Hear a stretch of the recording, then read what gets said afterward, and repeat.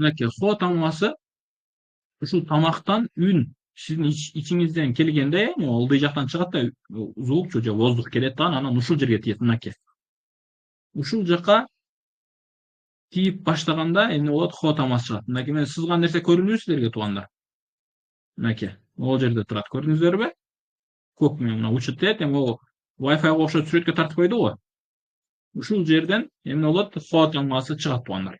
Хо тамгасы менен гайын ушул жерден чыгат туугандар, Гайын бир аз ылдыйрактан, хо бир аз үстүрөөктөн чыгат. То есть сиз тамганы айтканыңызда ушул жерге келип тийиш керекчи. Ушул жерден эмне болот? Хо тамгасы чыгат туугандар. Хо тамгасы ушул. Ходан кийин дал тамгасы. Бул дал бизге окшош д эле тамгасы, туугандар.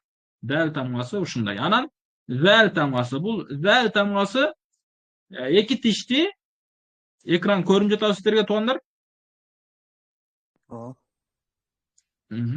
Zal тамгасы тилдин учу эки тиштин ортосуна келет дагы за үстүгө тийгенде ошол жерге келип туруп үстүгө тийип чыгат, zal деп айтат. Бул жакта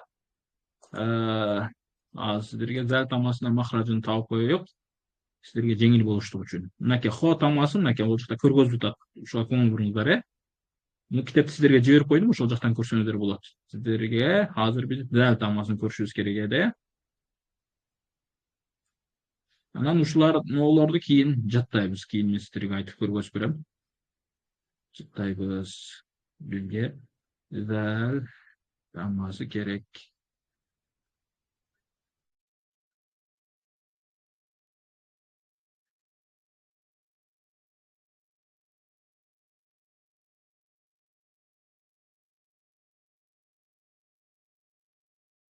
Мынакей. Тилдин учу деген мына жер туугандар, мынакей. Көрүп жатасыздарбы? Тилдин учу деген ушул. Анан могу тилдин алды жагы дегени ушул. Тилдин учу дегенде могу жерди түшүнөбүз. Мынакей могу жерде белгилеп турган. Экран сиздерге көрүнүп жатат таза эле. Ушул жер болот. Анан тилдин учу дегенде мону чоңураак эмеси менен түшүнөбүз.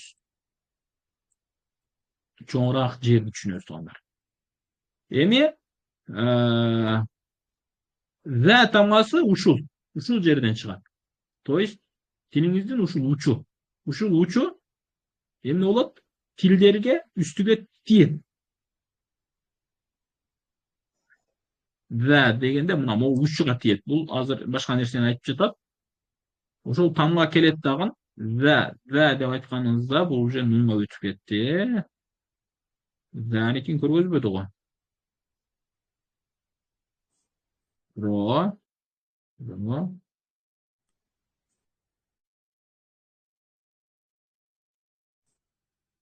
Уже көргөзбөй калды, Ошол эле айтып кеттим. О тилдин учу мынакей, мына ушул жерден мынакей тил мындай келет дагы ушул жерге тиет, учучу үстү жагы мына жерге тиет, бирок ушул жерде турат. Астыга тийбейт тилчи. Zal деп айтканда ошол жактан болот. Zal деп, залдын махражын билдикпи? Ушуну жаттайсыздар, кийин сабактан кайра карайсыздар. Андан кийинки тамгасы ро тамгасы. Ро тамгасы биздикин эле р, бирок ушул рдан кийин аны айтканда жоңкулуп айтыш керек. Ро деп айтасыз, о эмес, же а эмес, же а эмес, ро деп айтасыз. Ро.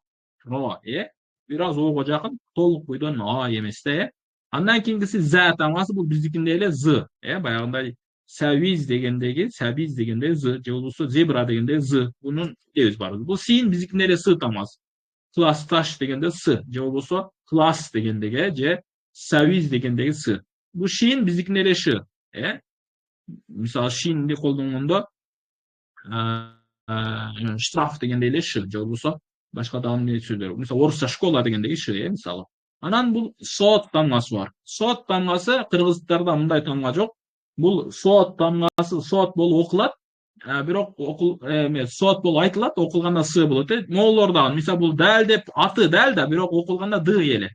Бул zal, бирок окулганда за эле болот. Бул ро деп айтылат, бирок өзүнүн алдын и кесе ир болуп калат. Мисалычы р эле болуп калат. Бул за деп айтылат, бирок окулганда з эле болуп кетет.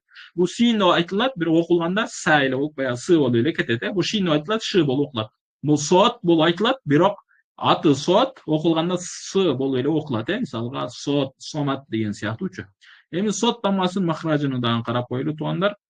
Сот тамгасы махражы бир аз башкачараак. Бизде кыргыз тилинде андай тамга жок болгондуктан, сот тамгасыныкы бир аз башка. Сот тамгасы жогору жакта өтө мынакей. Как раз могул жерде экен, жакшы. Мынакей. Сот тамгасын айтканда сод, сод, сод,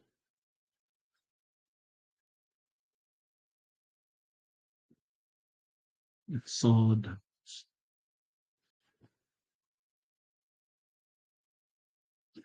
Тилдин учу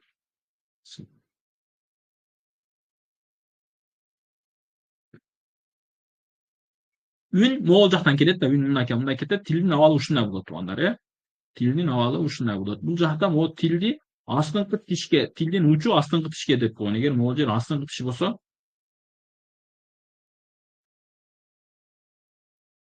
сод, сод. Жок, бул жакта ката жазылып тур туугандар. Сот тамгасынын могул жака тиет, учучу. Учу могу үстүгө тиет могул жергечи. Мен билгенден ушундай. Могул жака тийиш керек, могу астыга, могу сары болуп турган жер эмес, ошол үстүгө тийиш керек туугандар. Бул жакта бир аз сүрөтүндө каталар бар. Иншалла мен кийинки сабактардан карап берем силерге ким эми деп айтканда боюнчачы. Сот мынакей, тилдин учу могул жака бир аз тиет, бул үстү жакачы. Тилдин үстүңкү тиштин алты жагына. Бир аз ушул жака тиет, анан воздух ушундай келип туруп бул жактан чыгат туугандар. Ошону менен сот деп айтабыз. Сод. Мынакей сиздерге айтып бердим, Сод тамгасын айтып бердим. Анан буюрса, мен сиздерге ушул жерден токтотобуз туугандар. Мен сиздерге эме жиберип коемун, Telegram ссылкасын жиберип коем. Ошол жактан тамга кантип айтылышы, жанадан ошонун махражы кандай экендигини айтып берген эме бар, атайы группа бар. Ошол группага кошуласыздар да, ошол жактан ар бир тамганын айтылышы, жазылышын полный карап келесиздер. Анан сиздерге үйгө тапшырма туугандар. Бүгүнкү өткөн баягы биринчи сабакта Кур'ан адептерин баарын жазасыздар баштан аякка чейин адептерини. Анан азыркы өткөн могу эки катар өттүк да, могу сотко чейинчи, ушуну жазасыздар. Могу алифти бир катарга, мисалы бир катарга тетрад аласыздар, бир катар алиф, алиф, алиф, алиф деп аягына чейин толтуруп жазасыздар. Экинчиге ба, ба, ба деп ушинтип жазасыздар. Баягы тетрадка тамгаларды баягы жазат элек го биз биринчи класста, эсиңиздердеби, биринчи класста немелерге жазып беребиз го. Кудум ошондой кылып эле бул жакта дагы ошону жазасыздар туугандар. Ба деп аягына чейин. Андан кийин экинчиси та деп жазасыздар. Та, жим, жим, ха, хо деп аягына чейин жазып ушул нерсени аягына чейин жазасыздар баардык тамгаларды.